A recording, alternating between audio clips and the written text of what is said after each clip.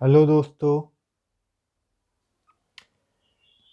आज हम अनुसूचित जातियों अनुसूचित जनजातियों से संबंधित जो विधिक प्रावधान हैं उन्हें देखने वाले हैं। आज इस चैप्टर को हम समाप्त कर देंगे। ये लास्ट टॉपिक है। फिर अगले वीडियो में इससे जो पिछले वर्षों में क्वेश्चन पूछे गए हैं उन्हें देखेंगे। फिर ये ख़त्म हो जाएगा हमारा। तो चलिए फिर स्टार्ट करते हैं। पहला अधिनियम है अनुसूचित जाति अनुसूचित जनजाति अधिनियम 1989। ठीक है। तो यह इसका विस्तार संपूर्ण भारत पे है। यह विधेयक 11 सितंबर 1889 को अधिनियमित हुआ था और 30 जनवरी 1990 से प्रभावी हुआ है। ठीक है। इसी को SC ST एक्ट बोलते हैं। इसी को ST ST एक्ट बोलते हैं, SC ST। ठीक है। इसका उद्देश्य अनुसूचित जाति अनुसूचित जनजातियों के सदस्यों पर अत्याचार अपराध का निवारण ऐसे करने से। ठीक है। कुछ परिभाषाएं दी हैं धारा 2 में। कौन कौन सी? अनुसूचित जाति अनुसूचित जनजातियों का अर्थ क्या होगा? तो संविधान के 1966 के अकॉर्डिंग होगा।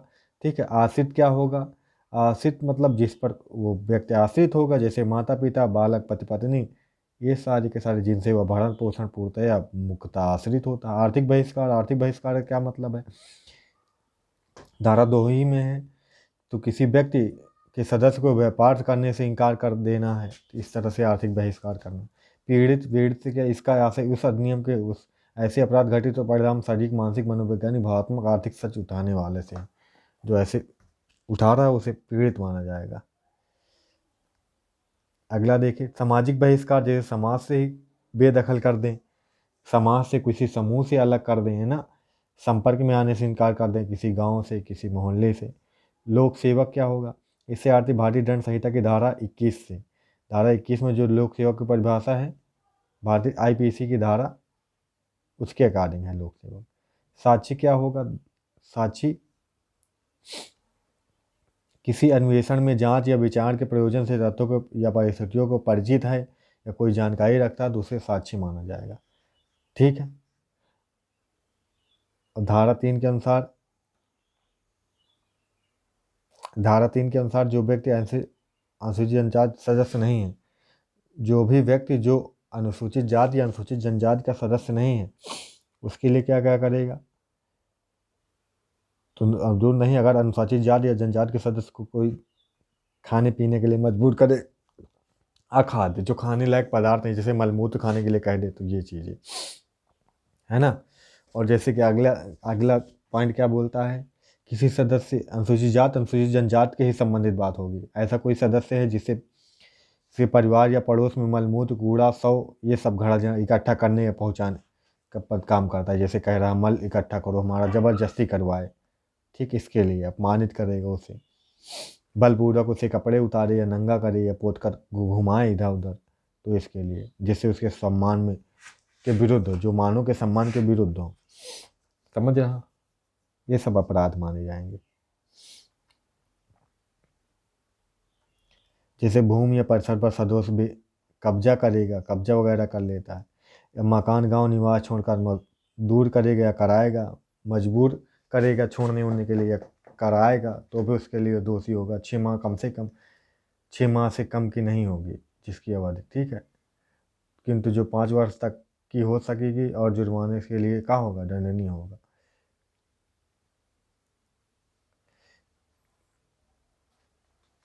कोई व्यक्ति जो अनुसूचित जाति अनुसूचित जनजाति का सदस्य नहीं है, तो ऐसा कोई कुछ करेगा, जैसे क्या करेगा? मिथ्या साक्ष्य देगा, ऐसा साक्ष्य प्रस्तुत करेगा जिससे अनुसूचित जाति अनुसूचित जनजाति के किसी सदस्य को मृत्युदंड या जीवन हो सकता है, तो ऐसे व्यक्ति को भी आजीवन या मृत्युदंड जुर्माना हो सकेगा। ठीक है।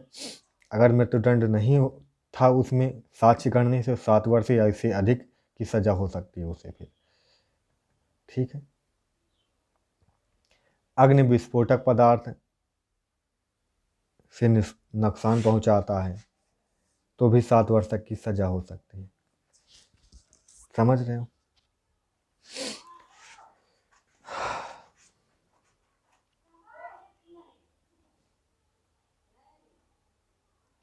भारतीय दंड संहिता की 1869 का 45 के अधीन 10 वर्ष या उससे अधिक अवधि के कारावास अगर कराने के विरुद्ध कोई षड्यंत्र रचता है, कुछ करता है, तो उसको भी आजीवन या जुर्माने की सजा हो सकती है। समझिए।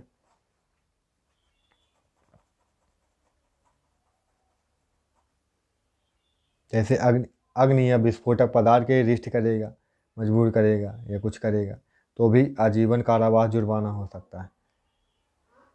कर्तव्य को उपेक्षा के लिए या दंड, जैसे कि इस अधिनियम के अधीन उसके द्वारा पालन किए जाने वाले अपेक्षित अपने कर्तव्यों की जानबूझ को उपेक्षा करेगा, वह कारावास से जिसकी अवधि 6 माह से कम की नहीं होगी किंतु 1 वर्ष से अधिक हो सकेगी, तो ऐसा दंड नहीं होगा।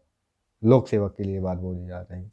तो लोक सेवक अब जानबूझ के अगर ऐसा कुछ करता है, कर्तव्यों से अपने हट के किसी की मदद करता है, उनके साथ गलत करता है, तो ऐसा होगा उसके लिए। धारा 5 पश्चातवर्ती दोष सिद्धि के लिए वर्धित दंड।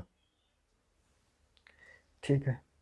अब विशेष न्यायालय के भी धारा 14 में गठन की बात की है, लेकिन उच्च न्यायालय की सहमति से प्रत्येक जिले में सेशन न्यायालय को ही विशेष न्यायालय के रूप में निर्दिष्ट किया जा सकता है और 2 माह के अंतर्गत इसके मामले निपटाए जाते हैं। SC/ST एक्ट के मामले 2 माह के अंदर निपटाए जाते हैं और 90 दिन के उच्च न्यायालय में भी जो विशेष न्यायालय होते हैं उनके फैसले के खिलाफ अपील की जा सकती है।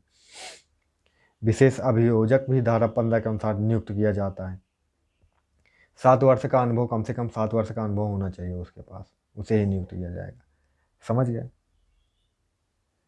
धारा 15 पीड़ित एवं साक्षी के अधिकार, जो पीड़ित होगा या फिर जो साक्षी होगा उसके अधिकारों का वर्णन किया गया है। ठीक है।